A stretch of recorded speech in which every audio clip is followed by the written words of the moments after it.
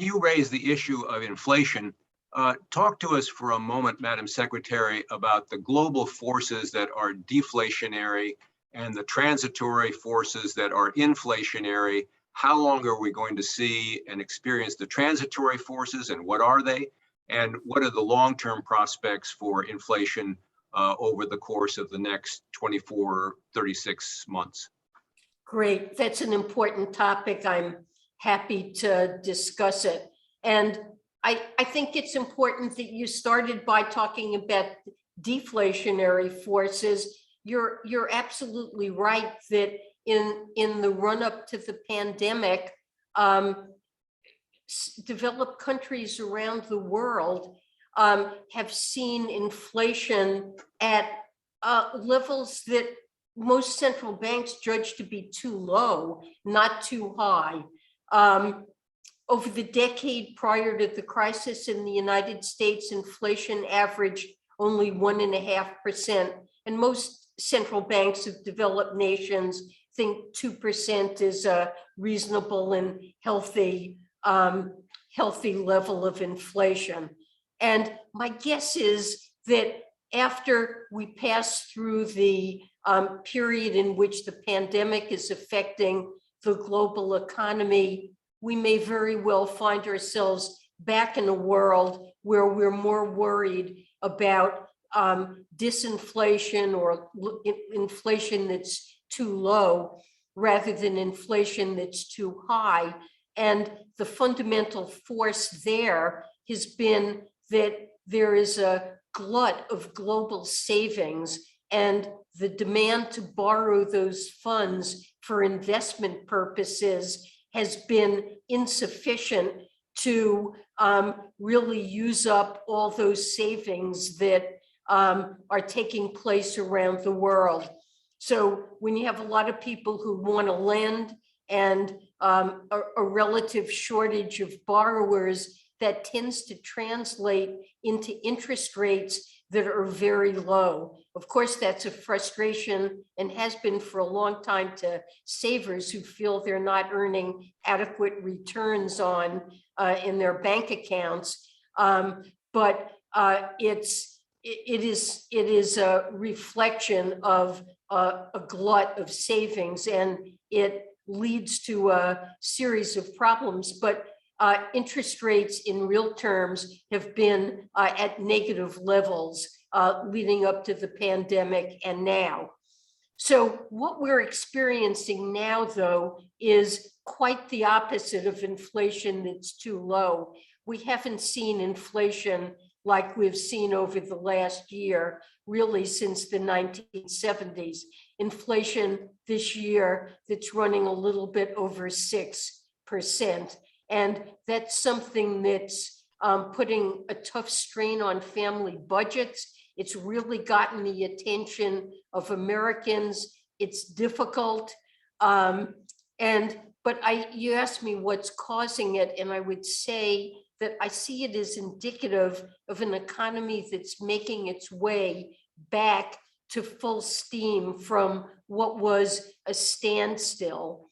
And as we make further progress in combating the pandemic, I expect inflation to return to levels that are a lot more familiar and acceptable to us, numbers closer to 2%. So let me put what's going on in context. A year ago, our economy was virtually shut down. Unemployment peaked at almost 15%, and it's now down back below 5%. The economy is creating an average of over 500,000 jobs a month. Businesses back then were shuttered, they're open. COVID deaths were rising, and now more than 70% of the country is vaccinated. Just this last week, 1 million children were vaccinated, and whereas schools were largely closed, now nearly every school is back and open. And why did this occur? I think it wasn't an accident, and it wasn't inevitable. It was that we passed a huge bill called the American Rescue Plan in the first few months of the Biden presidency. It followed earlier legislation, including the CARES Act, and it met the major challenges that were presented by the pandemic. It mounted a national vaccination program. It provided aid to small businesses. It gave parents financial relief with the child tax credit. It protected people from eviction. It provided additional unemployment insurance, subsidies for health insurance. And doing this, it provided the spending that was necessary to keep the economy operating, to create demand for goods and services. Following the 2008 financial crisis, it took almost a decade to get the unemployment rate down to where we are now. And we've achieved that in 18 months. And if you talk to people, they feel pretty good about their financial circumstances. And during the pandemic, they pulled back their spending on services enormously.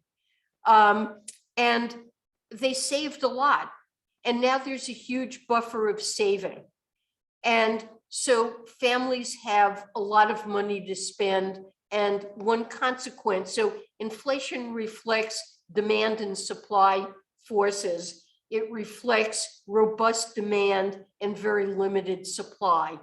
So part of the demand is that we kept people's finances in generally good shape, and they saved a lot. And they also massively, this is really important, they shifted the composition of their demand away from services and toward goods. And so the high level of spending and the fact it is hugely focused on goods as opposed to services is creating a gigantic demand for goods.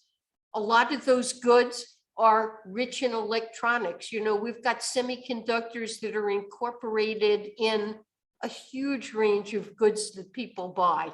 Now we have a shortage of semiconductors that's pushed up the cost of semiconductors, and we now have shortages. One of the areas of inflation that's most severe is new and used automobiles. And it's the reduction in the supply of semiconductors that's restricting for the time being the ability to produce new automobiles and pushing up the prices of used cars. A lot of the goods that we buy now, production is way up. The world is producing more goods than ever before. So there has been a positive supply response to the increase in demand for goods, but the demand is enormous. And a lot of the goods that we buy come from Asia and around the world. And Asian countries have been affected by COVID shutdowns, and that's added to the difficulties of supply.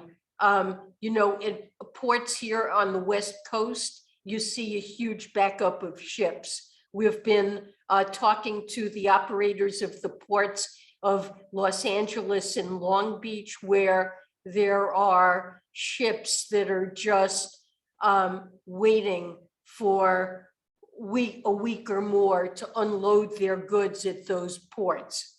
And a further feature, something that's complicating the demand and supply imbalance that's resulted from COVID, is that there's a shortage of people to work.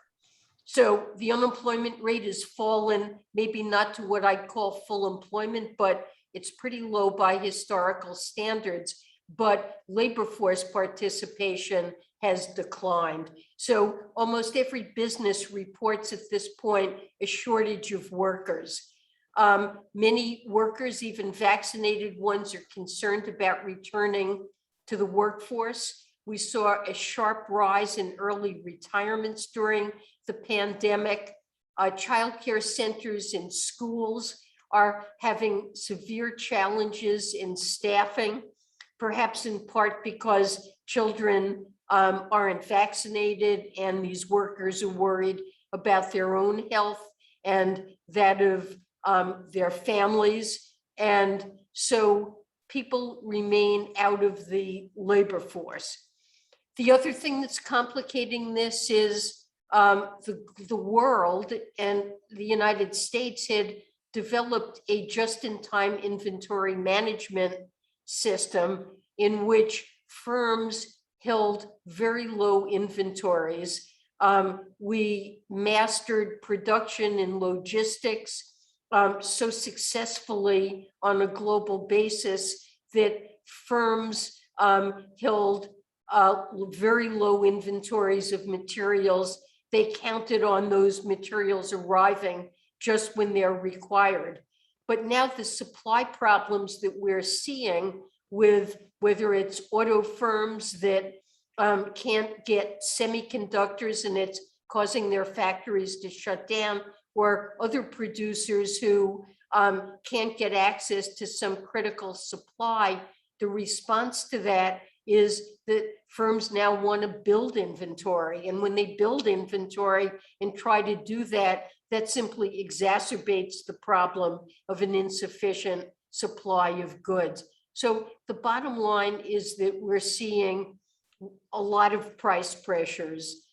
In addition, and people don't always take this into account, this year's inflation statistics record increases in prices in sectors where demand and prices had dropped precipitously at the onset of the pandemic.